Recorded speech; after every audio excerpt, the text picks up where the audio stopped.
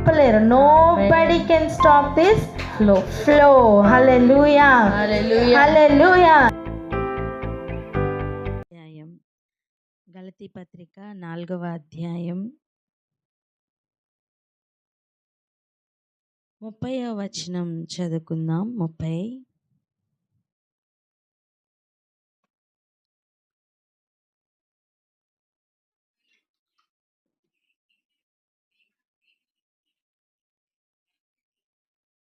వెళ్ళగొట్టుము. దాసి కుమారుడు స్వతంత్రురాలి కుమారునితో పాటు వారసుడై ఉన్నాడు. స్తోత్రం.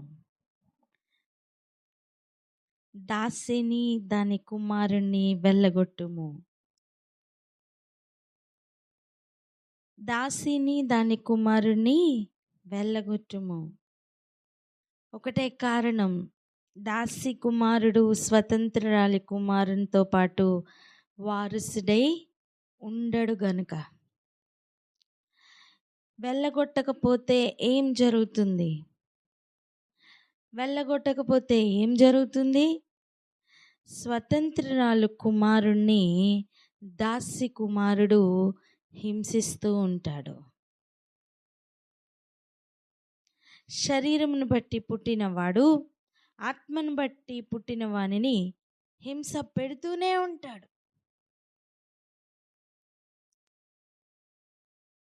ఈరోజు మనం ఆత్మను బట్టి ఎలా మనం శరీర కార్యములను చంపాలనో నేర్చుకుంటున్నాం కదా. ఒకవేళ చంపకపోతే ఏం జరుగుతుంది అనే విషయాన్ని చూస్తున్నాం. నువ్వు దాసిని దాసి కుమారుణ్ణి సాదృశ్యంగా చూపిస్తూ చెప్తున్న మాటలవి. శరీరానుసారంగా శరీరేచ్ఛను నెరవేరుస్తున్న స్థితిగతులు మనం మార్చుకోకపోతే ఆత్మానుసారంగా నడవడం సాధ్యం కాదు.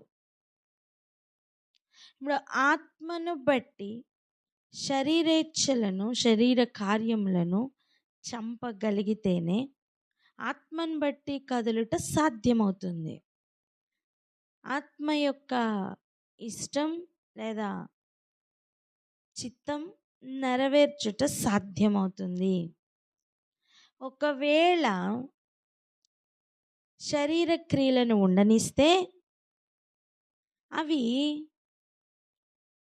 చేస్తున్న డ్యామేజ్ ఈ లోక సంబంధంగా మాత్రమే ఆగదు, కానీ నువ్వు పర సంబంధమైన ఏ మేలు పొందకుండా ఆపుతుంది. పరలోక రాజ్యమును కూడా స్వతంత్రించుకోలేకుండా ఆపేయట్లేదా? క్రీస్తుని నమ్మి పరలోక రాజ్యమును పొందకపోతే ఏం ప్రయోజనం?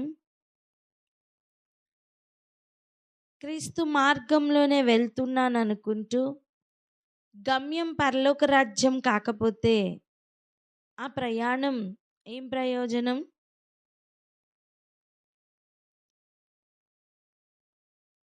మరలా ప్రయాణం చేయడానికి టైం ఉంటుందా? ఇంకొక జీవితం ఉంటుందా? భూమి మీద ప్రాణాత్మ దేహములతో ఇచ్చే టైం మరలా వస్తుందా? లేదే. అందుకే ఈరోజే గుర్తుపట్టాలి. ఈరోజే గుర్తుపట్టాలి. దీని గురించి వాక్యం ఏం చెప్తుంది? కొన్ని విషయాలను చూద్దాం. దీని గురించి వాక్యం చెప్తున్న కొన్ని మాటలను ఈరోజు గమనిద్దాం. రండి వెళ్దాం. గలతీ పత్రిక 4వ అధ్యాయం 19వ వచనం నుండి చదువుదాం. 19, 20. 4వ అధ్యాయం 19, 20 వచనములు. నా పిల్లలారా, క్రీస్తు స్వరూపము మీ యందు ఏర్పడు వరకు మీ విషయమై మరలా నాకు ప్రసవ వేదన కలుగుచున్నది. మిమ్మల్ని గూర్చి ఎటు తోచకై ఉన్నాను. నేనిప్పుడే మీ మధ్యకు వచ్చి మరి ఒక విధముగా మీతో మాట్లాడకూర్చున్నాను. ఏమని చెప్తున్నారు చూడండి, మీ అందు క్రీస్తు స్వరూపము ఏర్పడు వరకు కూడా మీ విషయమై మరలా నాకు ప్రసవ వేదన కలుగుతున్నది. అంటే పౌలు గారి యొక్క ఉద్దేశం ఏంటి? ఒక వ్యక్తి క్రీస్తులోనికి వస్తే క్రీస్తు స్వరూపం వారిలోనికి రావాలి అనే కదా, లేదా క్రీస్తు స్వరూపంలోనికి వీరు మార్చబడాలి అనేదే కదా ప్రయత్నం. మా క్రైస్తవ్యం అంటే మతం కాదు కదా. క్రీస్తుని నమ్మడము అంటే వేరే ఏదో కాదు కదా. అటు ఆచారాల్ని పాటిస్తూ ఇటు దేవుణ్ణి అనుసరిస్తున్నాను అనుకుంటూ, నేను బాగానే ఉన్నాను అనుకుంటూ స్వనీతిలో కొట్టుకుపోవడానికి కాదు కదా ఆయన పిలుచుకున్నది. ఈరోజు ఆలోచించు ఒక విషయం. క్రీస్తును నమ్మి విశ్వాసంలోకి వచ్చిన మొదటి దినం నుండి ఈ రోజు వరకు దేవుడు ఎదురు చూస్తున్న విషయం ఏంటి తెలుసా? క్రీస్తు స్వారూప్యంలోనికి మార్చబడాలి అని. ఎవ్రీ ఏరియా క్రీస్తు స్వరూపంలోకి మార్చబడాలి. ఆ రోజు గలతీ సంఘంతో మాత్రమే చెప్తున్న మాటనా? కాదు, విశ్వాసంలోకి వచ్చిన ప్రతి వ్యక్తి గురించి చెప్తున్న మాట. ఎందుకు మనం క్రీస్తును నమ్ముతున్నాం? ఆయన మార్గంలో నడవడానికే కదా. ఆయన చెప్పిన మాట చూడండి, నేనే మార్గం అని చెప్పలేదా? నేనే సత్యం అని చెప్పలేదా? నేనే జీవమని చెప్పలేదా? ఆ జీవం పొందుకోవడానికి ఆ సత్య విషయమైన మార్గంలో నడవాలి కదా. ఆ ప్రయాణంలో క్రీస్తు పోలిక పూర్తిగా ఆ నడుస్తున్న వ్యక్తిలోనికి వస్తుంది. ఆయన గుణములు, ఆయన క్రియలు, ఆయన కార్యములు అన్నీ కూడా ఈ వ్యక్తిలోనికి వస్తాయి. లోకంలోనే ఒక మాట ఉంది, 6 నెలలు కలిసి ప్రయాణం చేస్తే వారు వీరవుతారని, వీరు వారవుతారని. మరి ఒకసారి ఆలోచన చేద్దాం, ఎన్ని నెలలు అయ్యిందమ్మా మనం క్రీస్తు మార్గంలో నడవబట్టి? ఎన్ని సంవత్సరాలు కావస్తుంది మనం క్రైస్తవుడిగా మారి?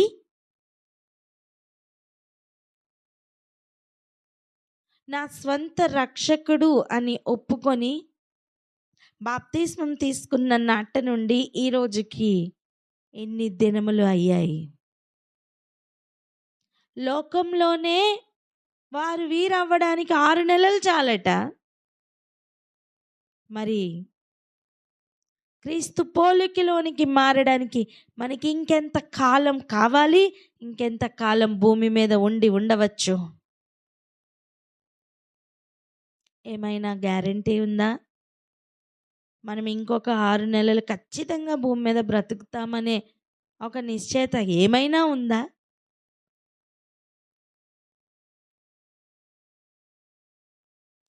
నేను అంటాను సమయం లేదు అని.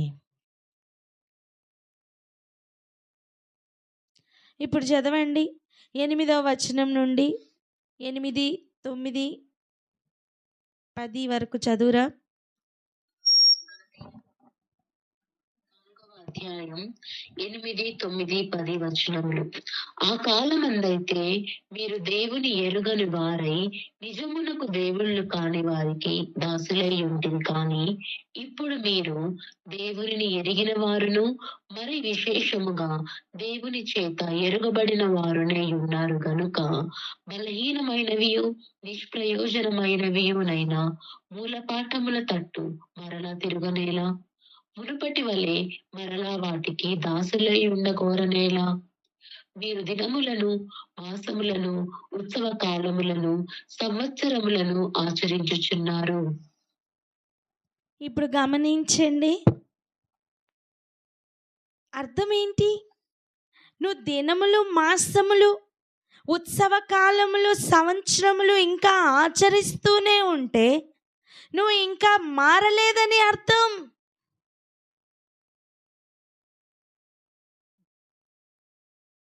అంటే ఇవన్నీ విడిచిపెట్టేయమని అర్థమా? అవును అనే కదా వాక్యం చెప్తుంది. మీరు దేవుళ్ళు కాని వారిని దేవుళ్ళుగా చూస్తూ వారికి దాసులై ఉన్న కాలం, ఈ లోకం ఇదే పద్ధతి అని చెప్పి పెట్టిన వాటి వెనుక వెళ్ళిన కాలం చాలు.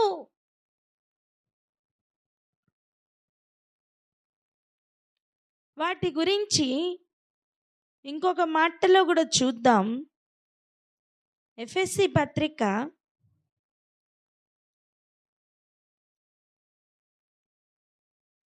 4వ అధ్యాయం 17-18 వచనాలు ఒకసారి చదవండి.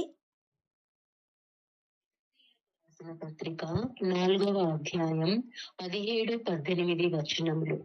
కాబట్టి అన్యజనులు నడుచుకున్నట్లు మీరిక మీదట నడుచుకునవలెదని ప్రభువునందు సాక్ష్యం ఇచ్చుచున్నాను. వారైతే అంధకారమైన మనస్సు గలవారై తమ హృదయ కాఠిన్యము వలన తమలోనున్న అజ్ఞానము చేత దేవుని వలన కలుగు జీవములో నుండి వేరుపరచబడిన వారై తమ మనస్సులకు కలిగిన వ్యర్థతను అనుసరించి నడుచుకొనుచున్నారు. అంధకార మనస్సు కలవారై వ్యర్థతను అనుసరించారట. దానికి కారణం హృదయ కాఠిన్యం, దానికి కారణం అజ్ఞానం.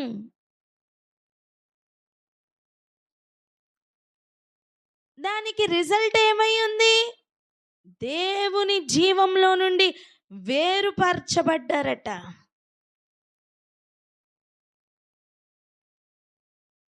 అందుకే చెప్తున్న మాట ఏంటి? అన్యజనులు నడుచుకున్నట్లు మీరిక మీదట నడవద్దు అని కదా. అన్యజనులు ఏదైతే దినములు, సంవత్సరములు, కాలములను లక్ష్య పెడుతున్నారో క్రీస్తులోనికి వచ్చిన నీవు లక్ష్య పెడుతున్నావా? నువ్వు ఇంకా మూల పాఠముల్లోనే ఉన్నావని అర్థం. చూడండి, గలతీ 4:9 ఇప్పుడు మీరు దేవునిని ఎరిగిన వారు. అమ్మా, ఎరుగని అజ్ఞాన కాలంలో నువ్వు రోజులను లెక్క పెట్టావే. 3వ రోజు, 4వ రోజు, 5వ రోజు, నెల రోజులు, 16వ రోజు, 21 రోజు అంటూ ఆచారాలను పాటించావే. ఇప్పుడు నువ్వు దేవునిని ఎరిగిన వారు అనే లిస్టులోనికి వచ్చావు.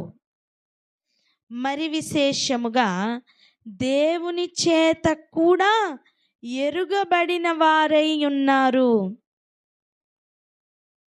దీనికి వ్యత్యాసం ఉంది. ఎటువంటిదంటే, చూడండి, ప్రధాని అయిన మోడీ ఎంతమందికి తెలుసు అంటే మనందరికీ తెలుసు. కానీ మోడీకి ఎంతమంది తెలుసు? మనం ఎవరమూ తెలీదు, తెలియకపోవచ్చు. అలా ఇక్కడ చెప్తున్న విషయం, మీకు దేవుడు తెలియడం మాత్రం కాదు, దేవునికి కూడా మీరు తెలుసు. ఒక మోడీకి కూడా మనం తెలిసి ఉంటే ఎలా ఉంటుందో అటువంటి పరిస్థితి ఇది. ఇంకొంచెం అడ్వాన్స్డ్ అండి. ఎందుకంటే దేవునికి మొదటిగా మనం తెలుసు. ఆయన ఏర్పాట్లో ఉంటేనే కదా ఆయన నామం అనుగ్రహించబడుతుంది, ఆయన నామం పెట్టబడుతుంది. జగదుత్పత్తికి ముందే నిన్ను నన్ను ఎరిగిన దేవుడు ఆయన. ఈరోజు ఆయనను తెలుసుకొని ఆయన మార్గంలో నడుస్తున్నానని చెప్తున్నప్పుడు మరలా మూల పాఠాల తట్టు తిరగడం ఎందుకు? మూల పాఠాల తట్టు తిరుగుతున్నప్పుడు అడుగుతున్న ప్రశ్న ఒకసారి చూడండి. మునిపెట్టి వలె మరలా వాటికి దాసులై ఉండగోరనేలా. ఈరోజు ప్రభు పిలుస్తున్న పిలుపేంటో తెలుసా? దాసిని వెళ్ళగొట్టు.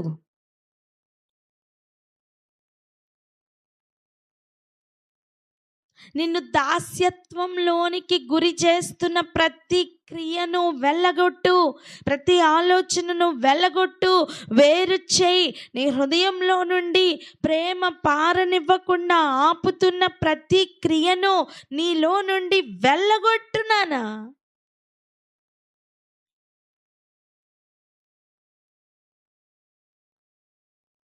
ఆయనని ఎరుగని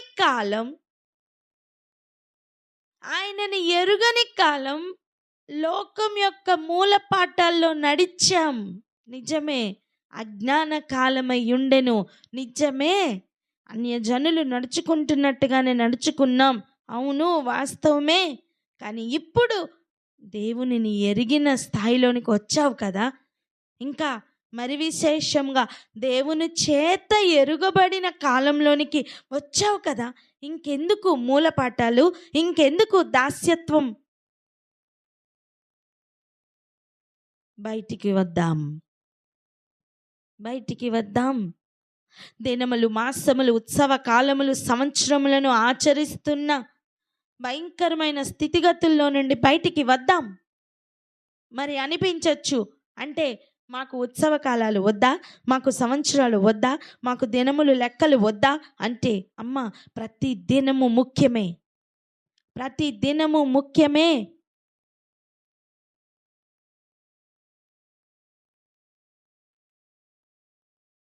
ప్రతి దినము దేవుడు అనుగ్రహిస్తున్న దినమే. నాలో చెడ్డది అనేది ఏదీ లేదు. ప్రతి దినమును కూడా దేవుడు మంచిది అని చూసే కదా ఇచ్చారు. అస్తమయమును ఉదయమును కలుగగా మొదటి దినమాయను, రెండవ దినమాయనను అంటూ ప్రతి దినమును ఇచ్చారు కదా. ఏ నాటి కీడు ఆ నాటికి చాలు. రేపటి దినం గురించి రేపు చూసుకుంటుంది.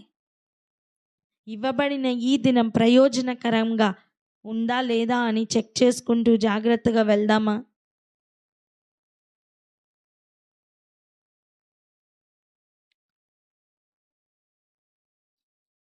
ఇంకా చూడండి, 11వ వచనం 12వ వచనం చదువునాను. 11 చదువు ఫస్ట్.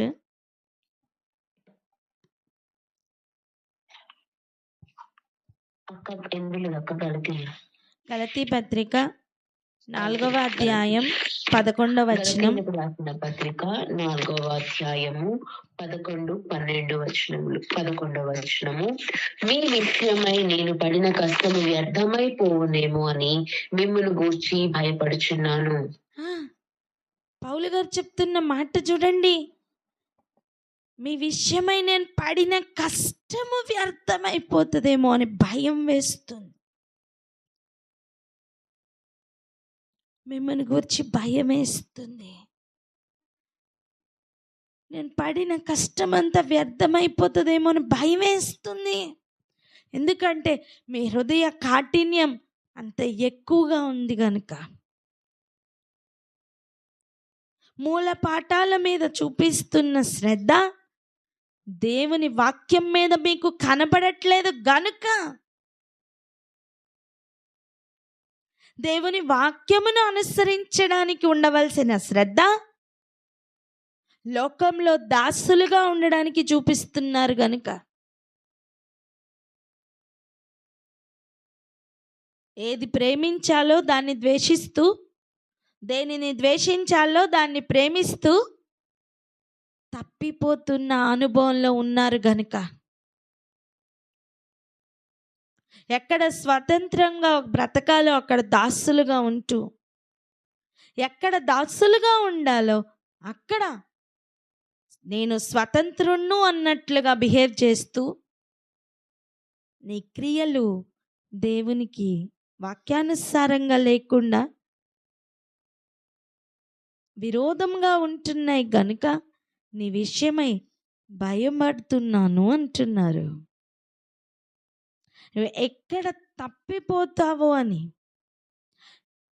ఆల్రెడీ తప్పిపోతున్న మార్గంలో ఉన్న నిన్ను చూస్తూ నేను పడిన కష్టం వ్యర్థమైపోతుందేమో అని నాకు భయం వేస్తున్నది అంటున్నారు పౌలు.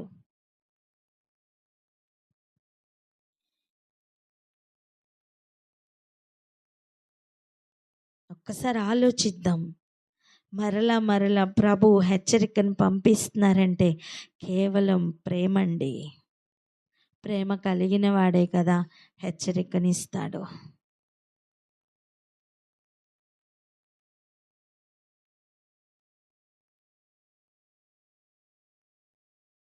ఇక్కడ ఆగి ఒకసారి ప్రార్థన చేద్దామా?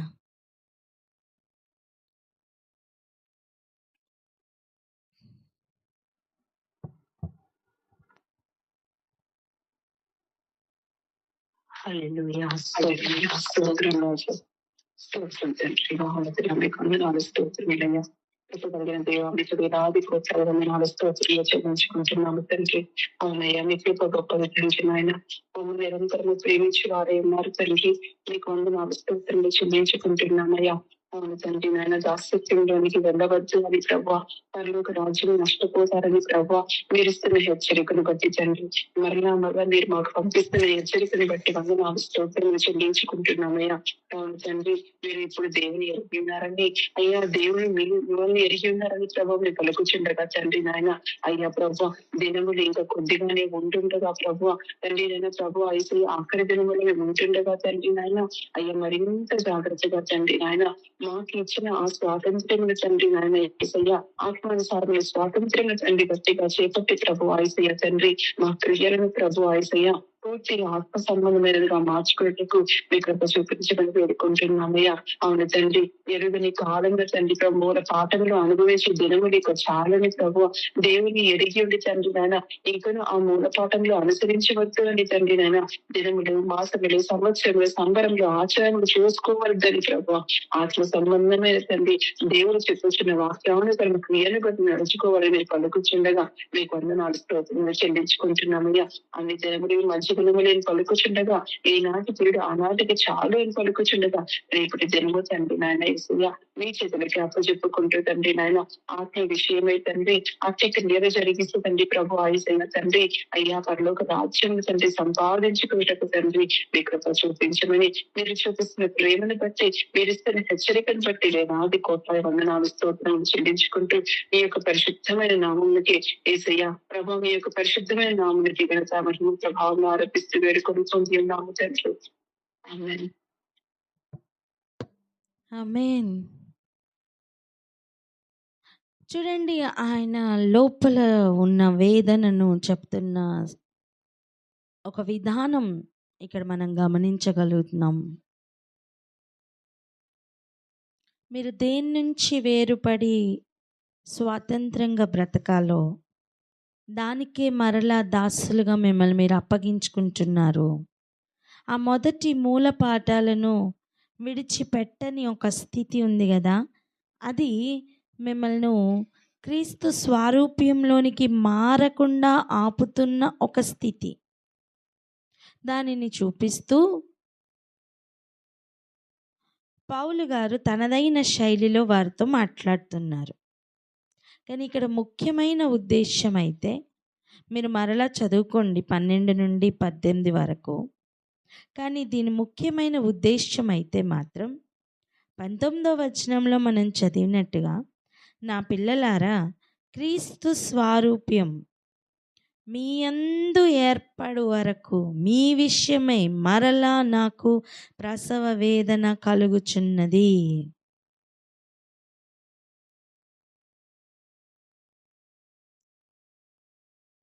మిమ్మల్ని మార్గంలోనికి తీసుకురావడానికి పడిన ప్రసవ వేదన ఒక ఎత్తు అయితే, ఇప్పుడు మరలా పడుతున్న వేదన ఇంకొక ప్రసవ వేదనగా కనిపిస్తుంది.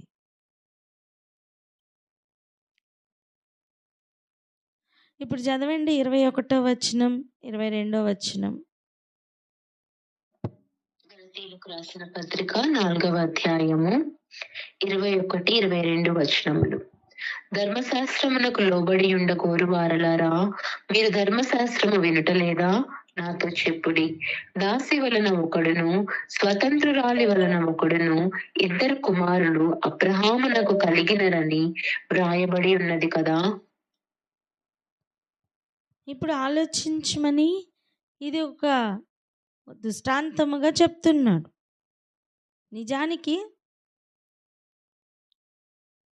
ధర్మశాస్త్రమునకు లోబడి ఉండగోరు వార్లారా అని పిలుస్తున్నారు. మీరు ధర్మశాస్త్రం వినటలేదా? దాన్ని మీరు వినట్లేదా? నాతో చెప్పండి. దాసి వలన ఒకడు, స్వతంత్రురాలు వలన ఒకడు, 2 కుమారులు అబ్రహామునకు కలిగారని వ్రాయబడి ఉన్నది. వారి గురించి చెప్తున్న మాటలు, అయినను దాసి వలన పుట్టినవాడు శరీర ప్రకారం పుట్టెను, స్వతంత్రురాలు వలన పుట్టినవాడు వాగ్దానమును బట్టి పుట్టెను. దాసి వలన పుట్టినవాడు ఎలా పుట్టాడు? శరీర ప్రకారం, అంటే శరీర నియమం ప్రకారం పుట్టాడు. లోకరీత్యా ఒక బిడ్డ పుట్టాలంటే ఏమి జరగాలో దానిని బట్టి పుట్టాడు, అంతే. కానీ స్వతంత్రురాలి కుమారుడు అలా వచ్చినవాడు కాడు. గర్భం ఉడిగిపోయిన వృద్ధాప్యంలో కూడా వాగ్దానమును బట్టి, వాగ్దాన నెరవేర్పు కొరకు పుట్టినవాడు స్వతంత్రురాలు కుమారుడు. ఈ సంగతులు చూడండి 24, ఈ సంగతులు అలంకార రూపముగా చెప్పబడి ఉన్నవి. ఈ 2 స్త్రీలు 2 నిబంధనలై ఉన్నారు. వాటిలో ఒకటి సీనాయి కొండ సంబంధమైనది. ఎలా అంట? దాస్యంలో ఉండుటకు పిల్లలు కనును. ఇది హాగరు. చూడండి జాగ్రత్తగా, ఇది అలంకార రూపంగా చెప్పబడిన విషయాలు. కానీ ఈ 2 స్త్రీలు ఎవరట? 2 నిబంధనలై ఉన్నాయట. ఒకటేమో సీనాయి కొండ సంబంధమైనదై దాస్యములో ఉండుటకు పిల్లలను కన్నది. ఇంకా కనును. ఇది హాగరు. ఈ హాగరు అన్నది అరేబియా దేశంలో ఉన్న సీనాయి కొండయే. ప్రస్తుతమందున్న యెరూషలేము దాని పిల్లలతో కూడా దాస్యమందున్నది గనుక ఆ నిబంధన దానికి ధీటి అయి ఉన్నది. అయితే పైనున్న యెరూషలేము స్వతంత్రముగా ఉన్నది. అది మనకు తల్లి. దాని అర్థం యెరూషలేము తల్లి అని కొత్త ఉదంతిని తీసుకుని వచ్చారు. అది కాదండి. పైనున్న యెరూషలేము అది నిజముగా తల్లి అంటే దాని అర్థం వీరిని 2 నిబంధనలతో సూచించి చెప్తున్నారు కదా. మనం పైనున్న యెరూషలేముకు సంబంధించిన వారమని అర్థం.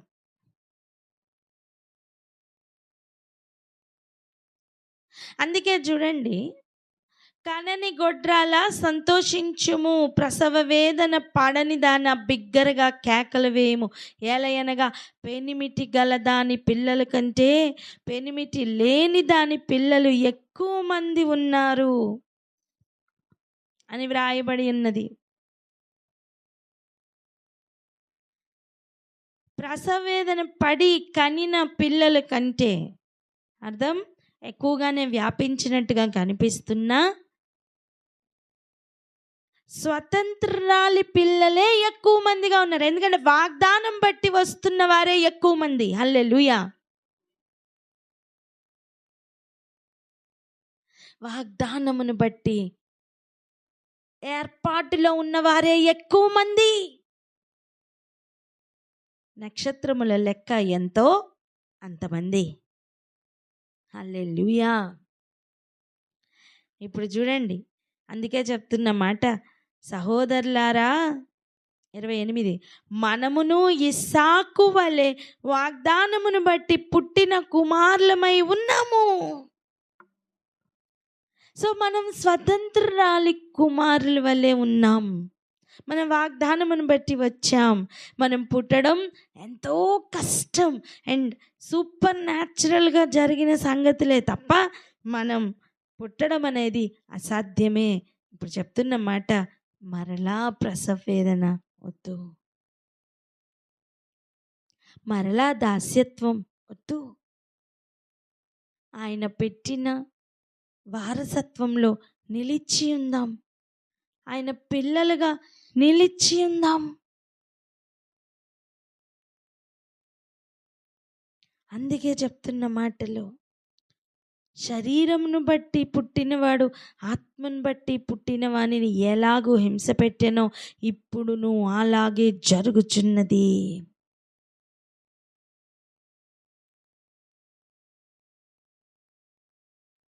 దానిని బట్టి నీ ప్రయాణం ఆగకూడదు, ఇంకా పరుగులు పెట్టాలి. నువ్వు మొదట విశ్వాసంలోకి వచ్చినప్పుడు ఎందుకొరకు వచ్చావో జ్ఞాపకం చేసుకో.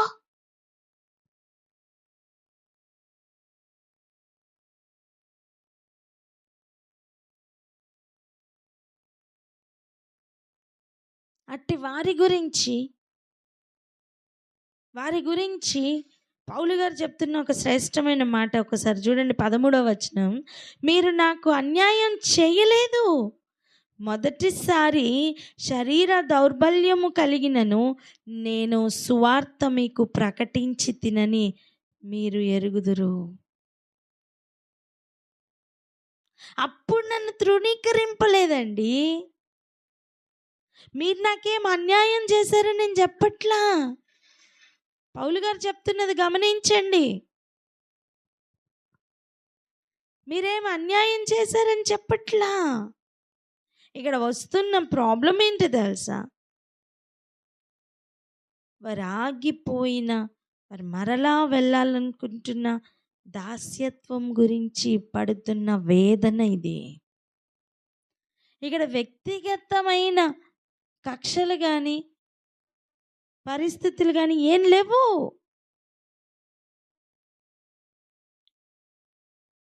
ఒకసారి ఆలోచిద్దాం.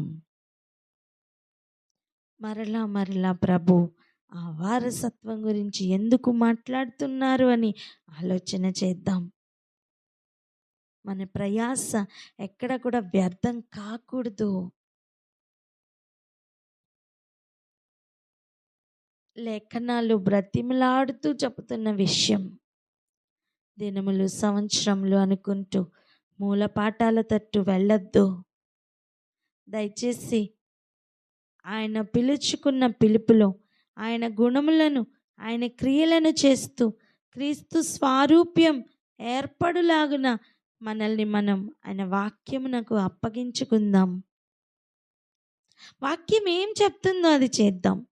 వాక్యం ఏది మానేయమంటే అది మానేద్దాం. అటువంటి తీర్మానంతో క్రీస్తు స్వారూప్యం కొరకు పరుగులు పెడదామా? ఆయన ఇచ్చిన స్వాతంత్ర్యం సత్యంలోనే ఉంది. సత్యం స్వతంత్రులుగా చేస్తుంది కదా. ఆ సత్యంలో ఉన్న స్వాతంత్రమును అనుభవిస్తూ ముందుకు పరుగులు పెడదామా? నీ పరుగు ఆగకూడదు నాన్న. నువ్వు క్రీస్తును అంగీకరించిన నాడు ఏ స్పీడ్తో పరుగులు స్టార్ట్ చేసావో అవి ఇంకా ఎక్కువ అవ్వాలి, కానీ అవి ఆగకూడదు. పరలోకమే గమ్యంగా పరుగులు పెడదాం. ప్రార్థన చేద్దాం అక్క.